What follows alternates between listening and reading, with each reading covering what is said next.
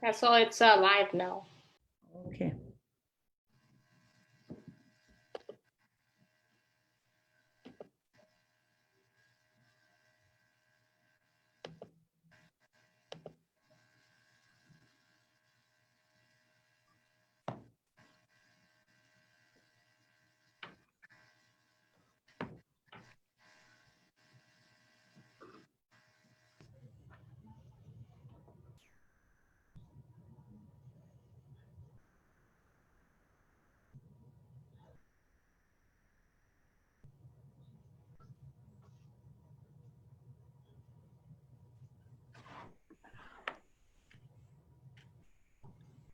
Good evening, everyone. This is Salma Zahid, your Member of Parliament for Scarborough Centre.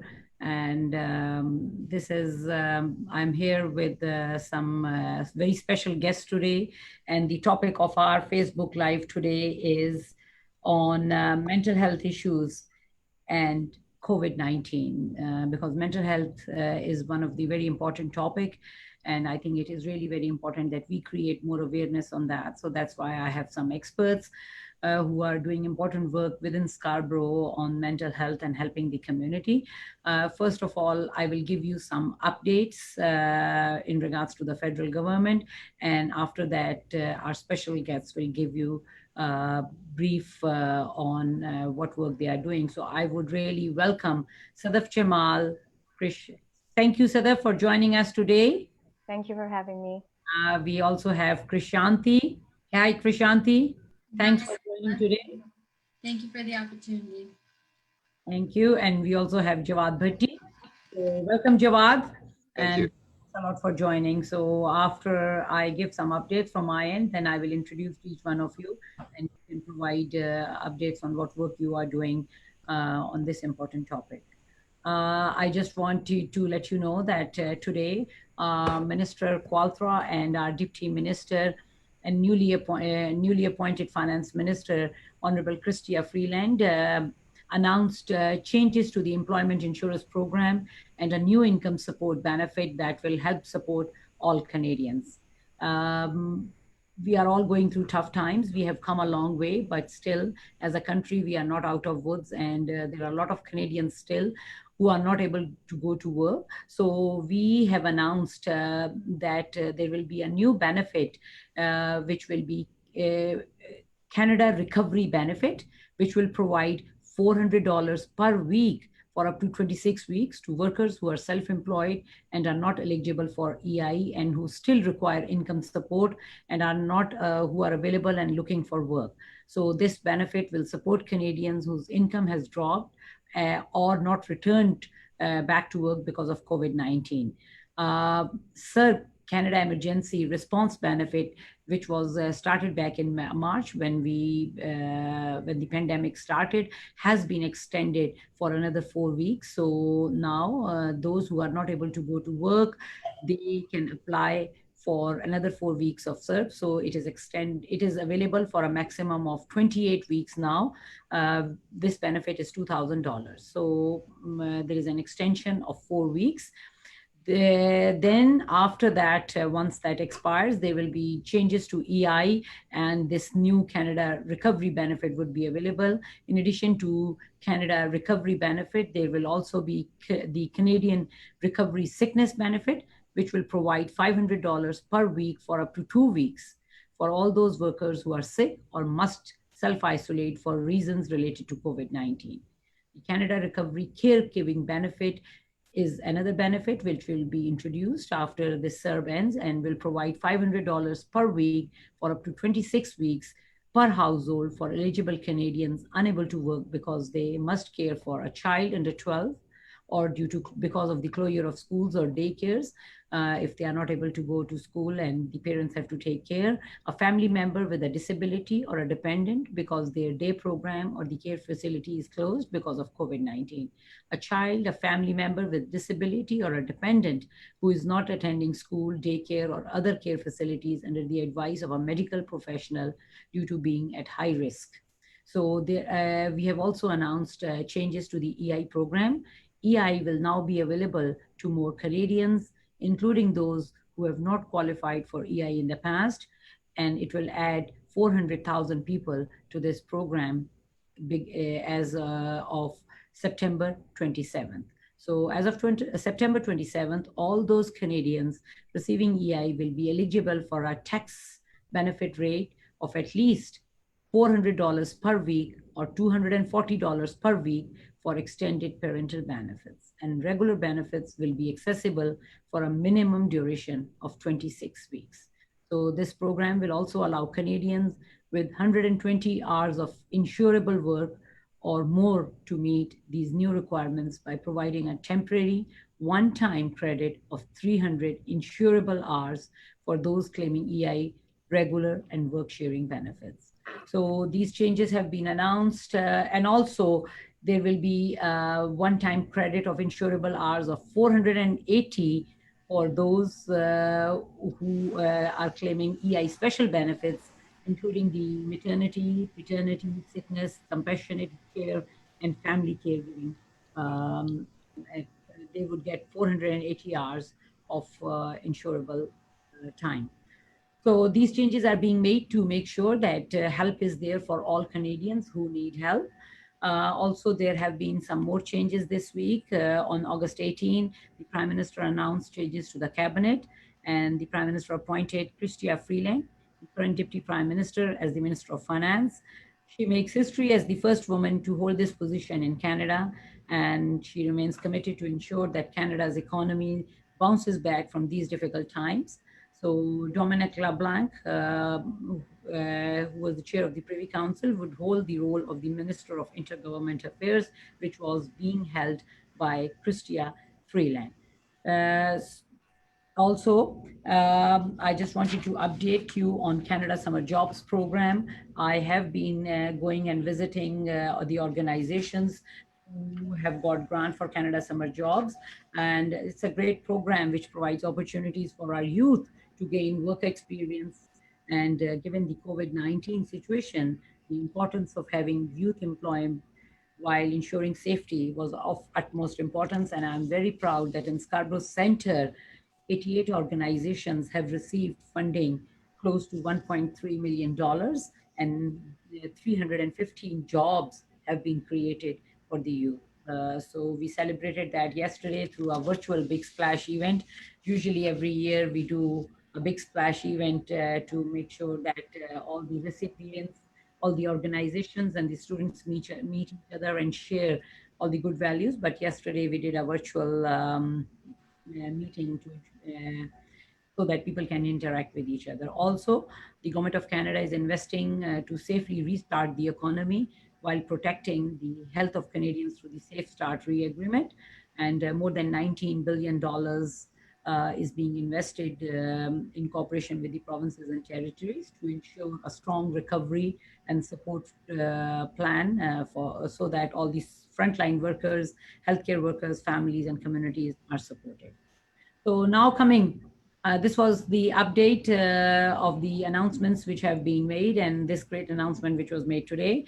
Now coming to our topic of today, mental health. I'm very proud that our government has invested a lot towards mental health and has tried to create awareness on mental health in the last 5 years. The government recognizes that good mental health is very critical to the well-being of all Canadians, and it's important that in uncertain times like COVID-19, we do recognize that it is very difficult for Canadians to maintain themselves given the disruptions that have happened. It has been a very tough year for all of us across the world.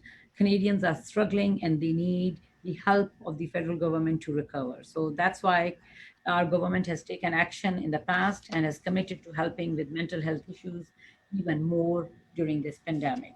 So since 2017 federal budget, we have been investing money in mental health. In 2017, we invested $5 billion over 10 years to the provinces and territories to improve access to mental health services. And we have been doing our best to support seniors, and a commitment was set to support better home care and mental health care with $11 billion in 2017 in new targeted funding for the seniors over a period of 10 years. And since we have all been hit by COVID-19 and being in isolation, I think have added to the anxiety level of all Canadians. On March 29th, 2020, the Prime Minister Justin Trudeau announced measures to help provide young people with mental health supports. So this provides supports for counseling services to our children and youth. Also, as a result of the school closure and reduced access to community resources, the government of Canada committed $7.5 million back in March in funding to Kids Helpline to make sure that the help is there for those who need it. On In April, our minister Patty Haidu, she's the minister for health, launched a new portal dedicated to mental wellness on canada.ca/coronavirus and the Canada COVID-19 app. So Wellness Together Canada will connect Canadians to peer support workers, social workers, psychologists, and other professionals for confidential chat sessions or phone calls. On May 3rd, 2020, Prime Minister announced an investment of 240.5 million to develop, expand, and launch virtual care and mental health tools to support Canadians. Um, Also, the government of Canada is investing and recognizing and is trying to create awareness. So these are some of the initiatives which government of Canada has taken, and now I will introduce you to our very special guests who have agreed today to discuss what initiatives they are taking within Scarborough and what work they are doing to make sure that help is available for the Canadians who need that. So I will introduce to you now Sadaf Jamal. We will start with Sadaf Jamal. See, she is a psychotherapist and team leader at Move and Improve. And she does a remarkable work in the community. She has been part of our Walk with MP also, and she did yoga to relax everyone about 2 years ago. Sadaf, it's very sad that we can't do the Walk with MP this year, but the yoga which you did with everyone was very relaxing. So thank you Thank for you. that. And I will ask you if you can provide some brief remarks and some information on what work you do and what help is there for the community members. So thank you, everyone. Thank you so much, Zahid, for inviting me. I'm very glad to be here today. And we're in this together. Pandemic is affecting everybody in one way or the other. I would to talk about what we can do and how it's affecting us. I would like to talk about that this pandemic is actually creating social isolation among people, which means they feel lack of social connectedness. And it's just this is creating a lot of depression, anxiety, worry, fear among people because of the uncertainty. And there are many clients that I see, they tell me about this uncertainty is causing them a lot of anxiety, and a lot of they're suffering from depression through this. So, and some people are losing their appetite, they're not taking care of their hygiene and stuff. So many people also complain about racism. There's a rise of xenophobia. There's loss of job, which is creating a lot of financial crisis among people. Children are at home. Mothers are going crazy because they're not getting any break from their kids. So many things are going on. So before I say anything, I would like to invite you to think like that. That this can be the time where you can really uh, turn your focus towards yourself. So, what is it that's meaningful for you? What is it that you always wanted to do? And also, like, turning your attention towards yourself. This is the perfect time for that as well. You can you can also engage in small group activities, keeping socially distant, keeping the social distancing in mind. You can do small group activities.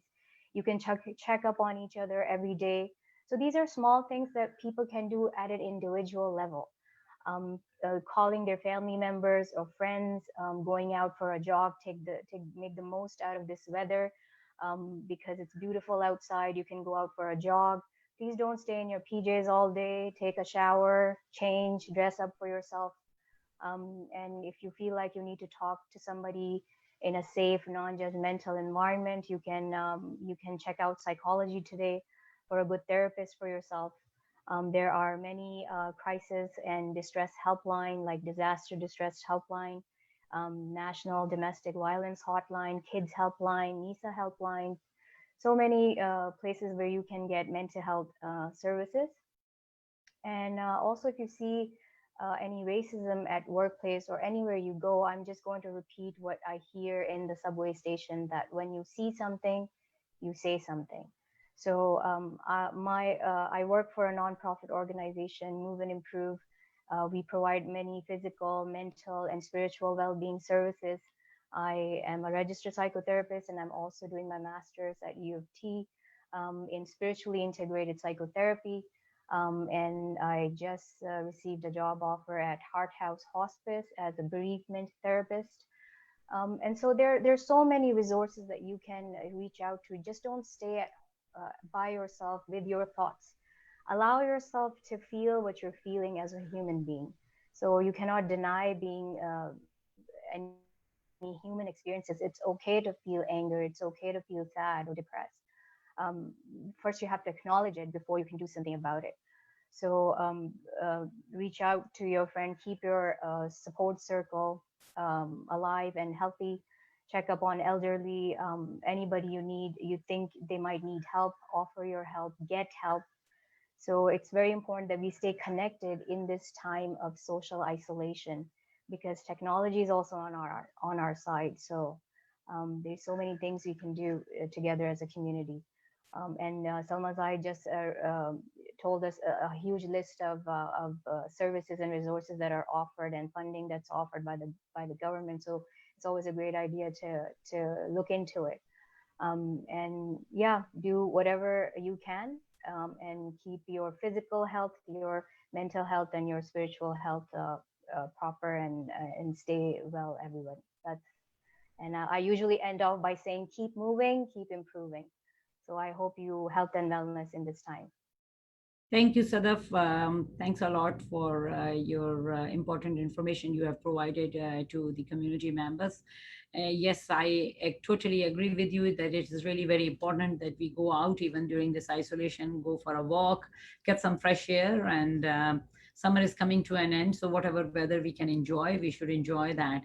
One positive habit which I have developed during this and COVID is that I have started regular walks. So every evening, I make sure that I go out for a good walk. So I've increased the number of steps over this time period, and now my target is 20,000 steps every day. Oh, I'm very proud of you. Good job. I would encourage everyone to be out, take some fresh air, do some physical activity. So that's really very important. Now we will invite Jawad Bhatti. Jawad is a social worker at the Justice and Mental Health Program with the Scarborough Health Network, and he will provide you information on what work they are doing. So Jawad, the floor is yours if you can provide a little update from your end. Okay, thank you first of all, MP Zahid, for inviting me tonight, and thank you to my co-panelists for joining us. And Sadaf, thank you so much for all those resources and that information that you started with. I see the mental health challenges from many different perspectives because I sit in several different spaces. I do work in forensic mental health at the Scarborough Health Network, working with individuals who live with the challenges of a major mental illness, as well as being involved with the criminal justice system. So these are people who are they're marginalized twice, if not more, because of the many intersections of challenges that they live with.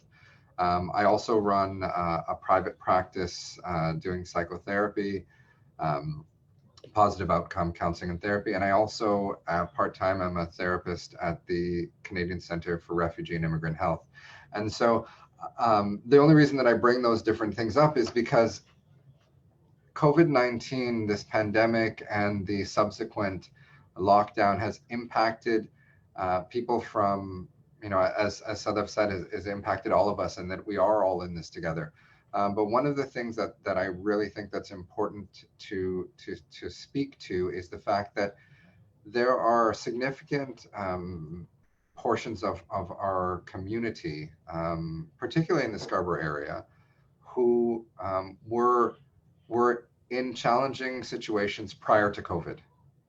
And now that this pandemic has come, they are even more marginalized. And so I think it's important, one, to talk about resources, but I think it's also to talk about something that, I think my co-panelists will probably agree to is that self-care is so important right now. Both as a clinician, as a therapist, but also just in general. There are so many challenges that have become that much more significant. So when we talk about self-care, right now we're dealing with situations where people are limited in their ability to leave their homes and their spaces. They're limited in their ability to interact with others. And they're limited in their opportunities to do the things they did in the past. So, how do you manage, to take care of yourself in that time? And, Salma, the fact that you're doing 20,000 steps a day is amazing, right? And we know that being outside, we know that being in nature, we know these things reduce blood pressure, they reduce stress levels, they improve sleep. We know all of these things. And there's a perfect example of something that everyone can do. You don't need a gym membership. You don't need to go, to any special track or anything. All you need is a pair of shoes and feet, and you can walk, right? But you can also be out in nature. There's nothing wrong with sitting in a park. That doesn't break social distance rules, right? And it's relatively a safe thing to do.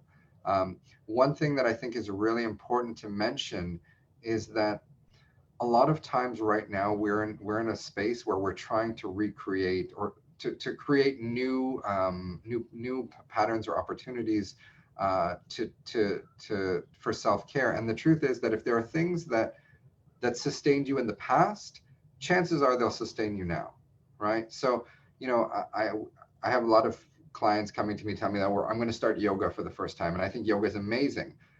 But if you've never done yoga before, this is a great opportunity to try it out. But I have clients who are coming to me to say things like yoga or gardening or various other things I have to do this because this is what I'm seeing on Facebook or on social media, that these are the particular things that people are doing. And the truth of the matter is, if you don't like doing those things, it's really easy in this time to get caught up in that social media web of these are the things that everyone's doing and to follow the trends. If there are things that work with you for you in the past, continue to do those things. If getting a Tim Hortons and going to sit on a bench in a park is the thing that helped you manage, then keep doing that, right? There are far too many situations where we're trying to create these new patterns. And speaking of patterns, I think structure and routine are one of the most important things to help sustain us. And a lot of people are working from home. A lot of people are just at home, but there's no reason why you can't continue to get up every morning at the same time, to take a shower, to change your clothes, to do the things that you normally would have done prior to the pandemic, right? There's no reason that you should be sitting in your pajamas all day throughout the day. And granted, there's days when that's totally fine. I've done it myself. But if that becomes your routine, it starts to become very challenging for you from a mental health perspective, because as human beings, structure and routine is what we work with. And so getting up at the same time, continuing to eat healthy meals, if that, so maintaining these behaviors is so important, right? And so, I won't talk too much about community resources because I think Sadaf did a great job of listing off some. And if there's any more questions, by all means, I'd be more than happy to answer. But I really want to stress the importance of taking care of yourself in the way that feels natural and authentic and sincere to yourself. Thank you. Thank you, Jawad. Really, you have provided some good tips, and we will come to the round of questioning. Now, I will invite Krishanti Suraj Kumaran to please provide some remarks. She is the settlement counselor at TESOC. TESOC provides settlement services, English language classes, mental health workshops, and they are just across from our office and are doing amazing work within the community at Scarborough Center. So, Krishanti, thank you for joining us. The floor is yours. So, if you can provide us some of your input.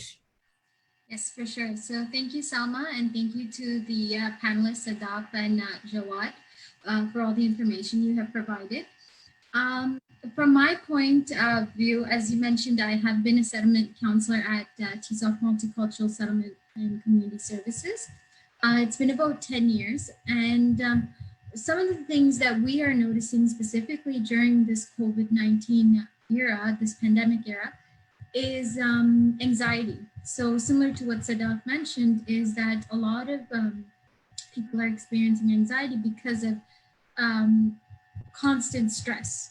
So the stress of the unknown, not knowing when is this pandemic going to be over, and just the stress of speaking to someone in close proximity. When you're walking outside and you see someone, okay, should I take the mask off? Should I put the mask on? And also specifically for newcomers.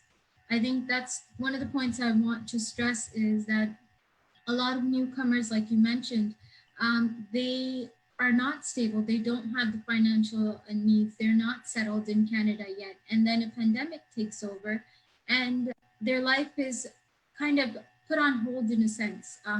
There's a lot of people that have applied for Canadian citizenship and they're waiting longer for that. There's a lot of people that have sponsored family members and now that has been the processing time has been extended due to the COVID-19 pandemic. But most importantly, a lot of the immigrants that have arrived from war-torn countries, they are experiencing a lot of post-traumatic stress as a result of the COVID-19 pandemic. And what we've noticed is that it's not exactly a war situation that we're in right now, but certain aspects of it brings out the similarities, such as rationing food. I think at the beginning of the pandemic, everyone was going to the stores, purchasing everything in bulk because they were afraid that it was going to run out. So the rationing food, staying indoors, being confined to their homes, not going out, which has created the same anxiety that they felt when they were in the stuck in the war. So I do run a seniors group every week on Tuesdays, and a lot of the seniors who have lived through civil war in Sri Lanka in particular, they said that it feels like they're hiding from the army, or they're hiding from like danger. So it triggered the same feelings that they had in the past. And I think that's something that needs to be looked at as well in terms of managing that anxiety and the post-traumatic stress symptoms as well. So TESOC has been having a lot of wellness support programs. So we have a Women Aiding Women program, which is catered to empower women, as well as family counseling program. And we have, as I mentioned, the Seniors Stronger Together. And we used to have psychotherapy in the past as well. So a huge part of our program is about educating the community and empowering the community. So specifically, it's mainly about reducing the stigma that surrounds mental health. A lot of communities, mental health is not talked about, or it's kind of just shied away from. And so through our programs, we do a lot of virtual sessions, and we hope that we can get people into a room in the coming months, hopefully, where we can talk about mental health and just kind of identify issues in the community that we can work together to resolve. And like both our panelists mentioned, self-care, which is extremely important. And on that note, I also want to mention an event we're having next weekend, and it's an in-person event for youth. So it's a youth mental health conference called Creative Minds. And we will be following all physical distancing protocols and safety measures to protect the health and safety of our participants, facilitators, and volunteers. So We'll be touching on topics such as stress and anxiety, self-care and mental wellness, and trauma and supporting others. So this is an in-person session, as I mentioned, and it's completely free for youth. There is an Eventbrite that has been set up as well. We have our keynote speaker, who is Kika Das Gupta, who does a lot of TEDx and wellness programs and gratitude workshops. She will be speaking as well. So we're looking forward to supporting youth, especially high school and post-secondary students who will be returning to school, which is not the same as what they are used to. So supporting that transition back into the classroom, as well as being able to cope with the anxiety of being in a school crowded area if they're afraid of contracting COVID-19. So supporting them with that. So I hope our viewers as well as our panelists do look into this event, and if you are able to attend, please sign up on Eventbrite. And thank you again. So everyone, stay healthy, stay safe. Thank you, Krishanti. Please send us the information about the event, and definitely we will do our best to join in. And now we will go into the question and answers, some of the questions which we have received already. So I will moderate the session and ask the panelists to provide some answers to the questions. But feel free if anyone, any of the panelists wish to jump in, please do so. So the first question is, what are the barriers mental health workers face when they are supporting underrepresented or minority groups? So I will maybe start with Krishanti. Krishanti, you work as a settlement counselor at TESOC, and you are doing a lot of work with minority groups and the underrepresented people. So what barriers mental health workers face when supporting underrepresented and the minority groups? I think, Krishanti, you are muted. Sorry about that. Yes, so in terms of barriers, I think it's a lot about access to the services. So whether they have, so for refugees, whether they have healthcare, whether they feel comfortable speaking to someone, and there's a cultural aspect as well, whether they would like to talk about their emotions. I get a lot of clients who are in denial of their mental health issues. They feel that there is nothing wrong. They're stressed because of life situations. It does not have a mental health aspect to it. And although they were prescribed medication, they are in denial of that. So I think it's a lot about education. So teaching newcomers, teaching people from various communities that the quote unquote, it's okay not to be okay. Right, so letting people know so that they are open to the services that are available to them. Thank you, Krishanti. Would Jawad or Sadaf, would you like to add to it? Anything? There's also a lot of cultural stigma related to seeking mental health support services. So we need a lot of mental health awareness events such as this to raise awareness about how important it is. Just like how you go to a doctor and get antibiotics for your body to get better, it's the same thing. You need to get services and health services for your mental health. And I also believe that one of the barrier can be language as well. If such services are available in a variety of languages, so it will increase access to these services. So translation services are very important, and culturally and spiritually services are much needed in the community because Canada is seeing a rising diversity. So just to be mindful of that. Thank you, Sadaf. We will go to next question. So the question is, are there any specific supports that racialized individuals or individuals from the minority groups seeking some help here in Scarborough Centre can access to ensure that their mental health needs are being met? So maybe I will start with Jawad. Jawad, would you like to comment on that? What help and support is available for those groups? I think both this question and the previous question really tie in together. And I think maybe they could have even been combined into one question, because When we talk about supports that are available for a lot of racialized groups, we have to appreciate there are certain barriers, right? So status is a huge barrier, right? So are there spaces for individuals who lack status, right? And when I say status, I mean, I'm talking about whether they are, you know, under immigration law, sort of legally qualified to be in the country, right? So there are refugee and immigrant and newcomer health centers that provide services for people without status. So most certainly that exists. But you know, one of the challenges that, and then this is maybe a barrier that we face, is the fact that right now there are so many agencies and organizations where, like many of us, we're all working from home. So in the past, where we would have a client in our office and say, okay, I'm going to call the housing worker, I'm going to call your case manager, I'm going to call your mental health worker, and I'm going to call the court support worker, for example. I can't have that client to do all of that at once. Now I have to make 4 phone calls. And those 4 phone calls translate to a voice message that will get a return call at some point, right? So the system has been slowed down. So these are some of the barriers, but how do we work around those things? The truth of the matter is that, you know, the Scarborough Health Network has really worked really hard at developing our online and our virtual presence. So our outpatient mental health program, for example, is providing therapy to clients 100% virtually pretty much right now. The challenge that exists there is for individuals who don't have access to equipment.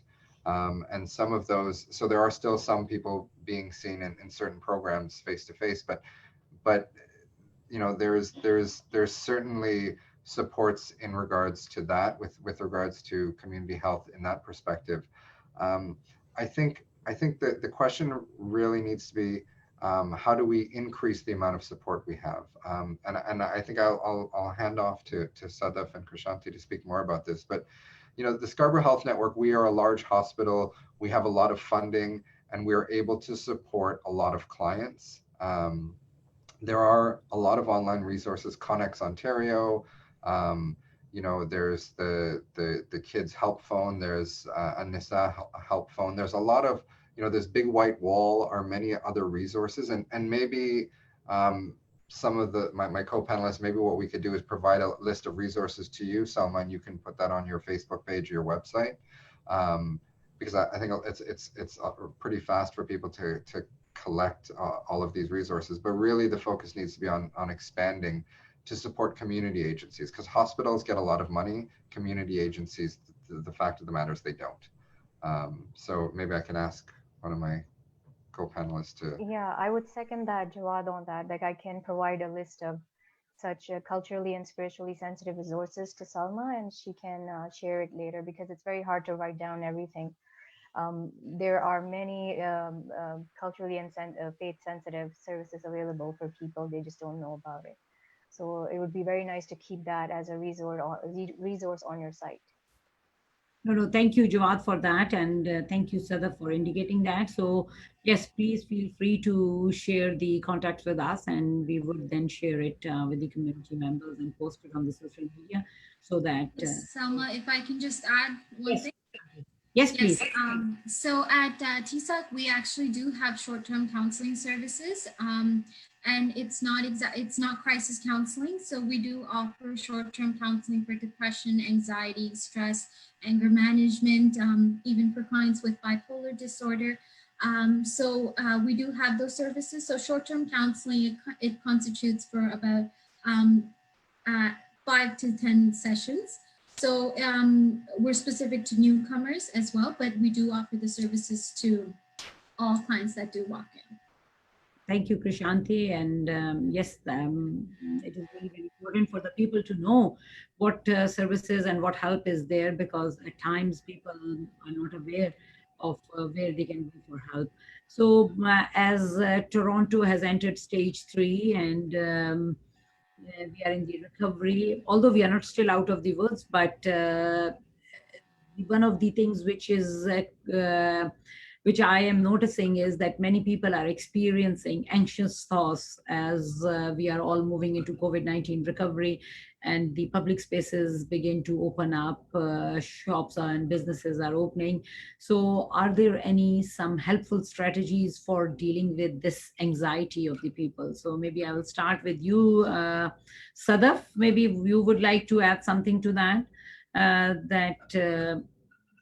what strategies or tips are there so that people don't feel that anxious?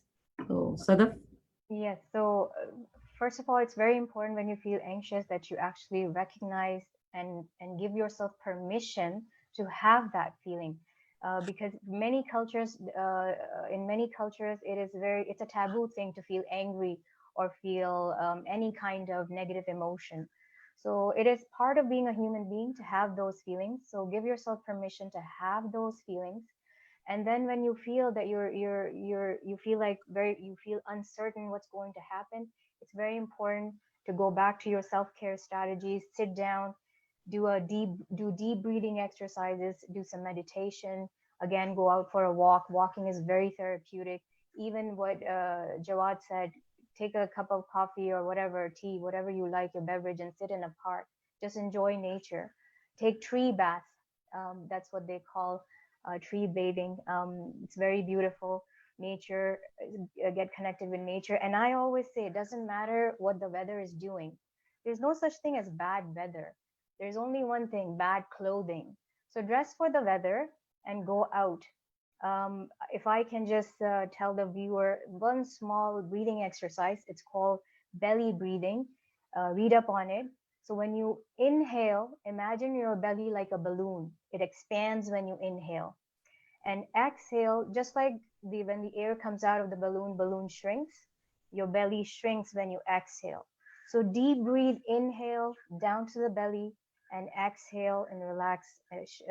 Let your belly relax inward. It's a very calming and grounding exercise that you can build into your daily practice. Try not to look for solutions in the fridge because there's just calories there and nothing else. So try to look for your peace and comfort within. If we cannot go out, we can always go inwards. Take a staycation, not a vacation. So that's something that you can look into. And I would recommend to check out Psychology Today, look for therapists that are offering their services. And of course, I'm going to be giving a list of services to Selma, and she can put it on the website. So some of the self-care strategies will really help you ground, and the anxiety will be more manageable. Thank you, Sadaf. And the next question we have received is, how can workplaces better address mental health issues and ease the stress and anxiety the employees may have? So maybe I can ask Jawad to provide some answer to this question. Jawad? So most employers, and I won't say all, but actually I shouldn't even say most, but many employers have EAP programs. So employee assistance programs. Many of them offer short-term, generally short-term therapy. It's usually 4 to 6 sessions. Some do offer more, but it's something that's available. There's also many public hospitals, public health facilities offer OHIP covered therapy. I'm really pleased, Krishanti, to hear that TSOC is offering counseling as well. That's awesome, and it's fantastic because it's coming to a place where people don't generally have access. But I think one of the things that employers need to do is to be aware of what's going on, and also to be aware of the fact that this is more than just dollars and cents, and so. How do you make employers aware? Well, this is a space where employees have to speak, right? Because the one thing that when Sadaf was talking about the anxiety, one of the things that's important to know about anxiety is to try and figure out where it's coming from, right? So if you have an understanding or a sense of where it's coming from, then you can start to figure out ways to address it. It's the same thing with the lack of resources often with employees, is that the employer doesn't necessarily know what the employees need or what they're looking for. So, I mean, part of it is speaking to your HR or your union rep and letting them know about your concerns and feeling comfortable enough to speak to people about those things. And, I mean, if you work for an employer where, you're not being supported, well, this is where, people like Salma Zahid come into play, right? Or your member of provincial parliament, where you can go and speak to your parliamentarian and talk to them about some of the challenges in your workplace and get supports that way. So yeah, no, I mean, I think it's a two-way conversation that has to occur. Thank you, Jawad. We will now, I think, take one last question, and that is in regards to seniors. This pandemic we have all seen has been very tough one for our parents and grandparents. And maybe I will start with Krishanti. Krishanti, our seniors feel very isolated, and especially during this pandemic, because they were not able to hug their loved ones, their kids, their grandkids, and have been in isolation for a very long time. So what tips would you have for them and seniors coming from the minority groups also, where language is a barrier? So what tips would you have for our seniors that they can overcome the anxiety level which they are facing these days as they are trying to get through this pandemic? Mhm. Yes, so for seniors, I think in addition to what the seniors have to do, I think the family members also need to play a really important role in supporting seniors, because our seniors nowadays, they're very active. So this pandemic has reduced that activity level for them. They are not able to go to the mall to meet their friends, sit down for a coffee. So I think the family needs to take that role in creating that environment for them in the home, as well as talking to them and just making sure they're okay. So I think one of the important things is we've also, with our youth, we've had our youth contacting some of our seniors to just have a conversation with them. So trying to have a normal conversation as they would do on any day. So I think with the seniors, it's a lot about making them feel that life is going to happen, it's going to go on. This pandemic, we're not sure how long it will go, but we're going to do fine. So, and the program that we have running for the seniors, it's called Stronger Together. So the whole concept is that if we all work together, we stick together, this pandemic will be over soon, and we will all get through this. Thank you, Krishanti. Sadaf, would you like to add something, Sadaf or Jawad, to this? I just have to share one small thing, is that I know a couple of seniors, what they do is they go to a park and socially distance, stand or sit in a circle. They take their foldable chair, they take their cup of tea in the morning, sit in a circle, and they sing songs or share poetry or share whatever they have to share in the morning. That's their routine, and then they come home. So just like for half an hour a day, seniors should also take that initiative, get in touch with each other. Yes, family has that role to help them feel connected, but also if they can on their own, they can start this small group circle and do something for themselves. It empowers them to do something for themselves and think about their self-care. I would just add to that, seniors aren't just more active now, they're more technologically aware than you'd imagine. Like my dad on Facebook he's replying to posts, seconds after they've come on. And so I think it's important to remind seniors to stay in touch with each other that way, whether it's WhatsApp or Facebook. My father and my mother-in-law both attend from time to time at the Islamic Foundation of Toronto. They have a seniors group on Wednesdays, and now they have a virtual Zoom gathering. So, and it's, I mean, quite honestly, it's kind of comedic in the very beginning when you see people trying to get on. And, I mean, it's similar to us when we first started using Zoom. Am I in front of the camera? Is it facing the wrong way? But they really, there's so many different ways to connect, right? And I think for seniors in our community, it's really important to encourage that. But yeah, no, that's what I would add. But I think it's absolutely, it's so important for family members, for friends, for neighbors to check in on one another. Yeah, it's and I just wanted to add this: we sometimes underestimate seniors. They're pretty fast learners and they're very active. In my fitness classes, I find seniors to lift heavier weights than the younger people. So I don't underestimate seniors at all. I believe in them. They can do this. No, definitely they can. So thank you. I think we are almost to the finish line. So thank you to all three of you. Thank you, Sadaf, Prashanti, and Jawad, for coming together and discussing this topic of mental health, and especially during this COVID-19. I think the anxiety level of everyone has gone higher than what it used to be. So a lot of stress, a lot of unknowns. So it's really important to have these discussions and to talk about the resources which are available within the community, and some important tips which all three of you have shared to lower the anxiety level of our fellow members.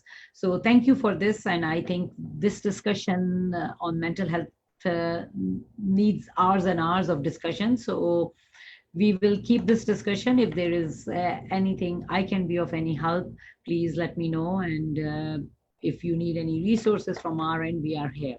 So thank you once again for joining us today.